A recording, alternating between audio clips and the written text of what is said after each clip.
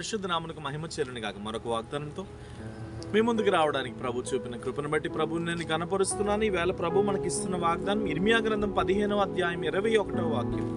దుష్టుల చేతిలో నుండి నిన్ను విడిపించెదను, బలాత్కారుల చేతిలో నుండి నిన్ను విమోచించెదను. దేవునికి స్తోత్రం. శత్రువులు వేరు, దుష్టులు వేరు కదా. దుష్టులు ఎప్పుడు కూడా వెన్నుపోటు పొడుస్తూ ఉంటారు. మనల్ని ఏం చేస్తారంటే వెన్నుపోటు పొడుస్తూ మన బ్రతుకుల్ని టార్గెట్గా పెట్టుకొని మనల్ని ఎలా నాశనం చేయాలా, మనల్ని ఎలా కృంగదీయాలి. లేరా మీ మధ్యలో నేను నాశనం చేయాలని చూసిన వారు, లేరా నీ మధ్యలో నేను కృంగదీయాలని చూసిన వారు, లేరా నీ మధ్యలో నేను అవహేళనగా అపహాస్యంగా మాట్లాడిన వారు.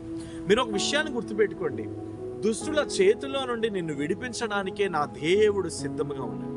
అంటే నీ జీవితం నాశనం అయిపోతే బాగున్ను, నీ బ్రతుకు నాశనం అయిపోతే బాగున్ను, నీ భవిష్యత్తు నాశనం అయితే బాగున్ను అని నీ కొరకు భయంకరంగా మాట్లాడి నేను హింసించి, నేను టార్చర్ చేసి, నేను టార్మెంట్ చేసి, నిన్ను విచ్చలవిడిగా నీ బ్రతుకు మీద, నీ లైఫ్ మీద ఒకలాంటి కొలాప్స్తో కూడినటువంటి ఆలోచనలు చేసి నేను భయంకరంగా వేధిస్తున్న వారి మధ్యలో నుండి నా దేవుడు నేను విడిపించబోతున్నాడు. దేవునికి స్తోత్రం. నువ్వెందుకు అధైర్యపడతావు?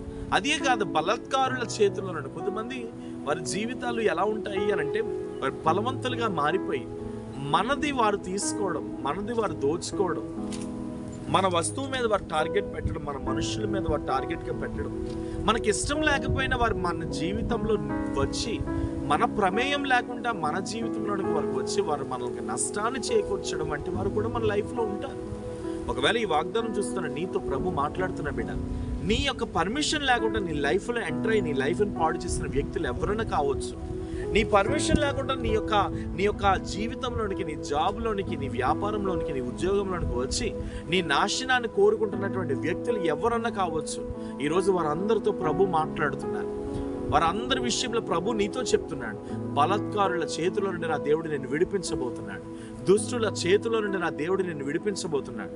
కాబట్టి నువ్వు ధైర్యం తెచ్చుకో, నిబ్రహ్మ కలిగి ఉండు, దేవుని కోసం బ్రతుకు, కుడి ఎడమలకు చూడొద్దు. ఎందుకు నువ్వు అధైర్యపడతావు? ఎందుకు నువ్వు దిగులు పడతావు? నా లైఫ్ కొలాప్స్ అయిపోయిందయ్యా, నా జీవితం నాశనం అయిపోయిందయ్యా, నా బ్రతుకు నాశనం అయిపోయిందయ్యా, ఇక నేను పైకి రాలేకపోతున్నాను ప్రభువా, నా జీవితం ఏం చేయాలో నాకే అర్థం కావడం లేదు, నేను ఎటు పోవాలో నేను ఒక వేదనకరమైన ప్రయాణం గుండా వెళ్తున్నాను. ఈ మధ్యకాలంలో చాలా మందికి ఆర్థికపరమైన ఇబ్బందులు ఎక్కువైపోయాయి. వాళ్ళందరూ నాతో అంటున్నటువంటి మాట ఏంటంటే, దుష్టుల చేతిలో నేను ఉండిపోయాను, భయంకరుల చేతిలో ఉండిపోయాను, ఎలా నేను విడుదల పొందేదని చాలా భయంకరంగా ఆలోచిస్తున్నాను. కానీ ఈవేళ నేను మీ అందరికీ అదే చెప్తున్నాను, ధైర్యం తెచ్చుకోండి, నిబ్బరం కలిగి ఉండండి. మనుషులు చేయి విడిచిన దేవుడు మాత్రం నీ చేతిని విడిచిపెట్టాడు. మనుషులు త్రోసివేసిన దేవుడు మాత్రం నీ చేతిని త్రోసివేయడు. నిబ్బరం కలిగి ఉండు. నేను నడిపించుటకు దేవుడు ఎప్పుడు నీ పక్షంగా ఉన్నాడు. ధైర్యం తెచ్చుకో. దుష్టుల చేతిలో నుండి, బలాత్కారుల చేతిలో నుండి నా ప్రభు నేను విడిపించబోతున్నాడు.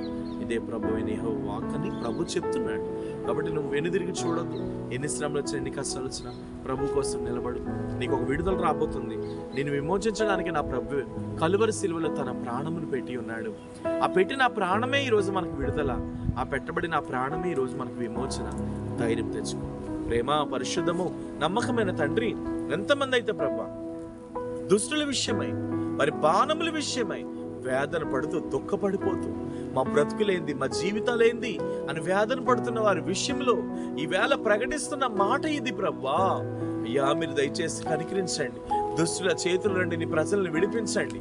నాశనం అనే గోతు నుండి నీ ప్రజలు విడుదల పొందుకొందురు గాక. నజరేయుడని యేసు నామములో వారి బ్రతుకుల్లో ఉన్నతమైన కృప దిగి రావాలి. ఇదిగో వాగ్దానం చూస్తున్న వారి జీవితాల్లో ఎలాంటి దుష్టులున్నా యేసు నామములో బంధిస్తున్నాను. ఎలాంటి చీకటి కలిగిన వారున్నా యేసు నామములో బయటికి వెళ్ళిపోమ్మని ఆజ్ఞాపిస్తున్నాను. తగిన శక్తితోని వారి జీవితాలను అనుగ్రహించమని ప్రార్థిస్తున్నాను. మీరే తాకమని, బలపరచమని, కృపనివ్వమని యేసు నామములో అడుగుచున్నాను తండ్రి. God bless you. దేవుడు నమ్మదగిన వాడు. ధైర్యం తెచ్చుకోండి. అనేకులకు ఆశీర్వాదకరంగా మారండి. మీరు వాగ్దానం ఉంటే అనేకులకు మీరు షేర్ చేయండి. దేవుడు దీవించి ఆశీర్వదించండి. ప్రైజ్.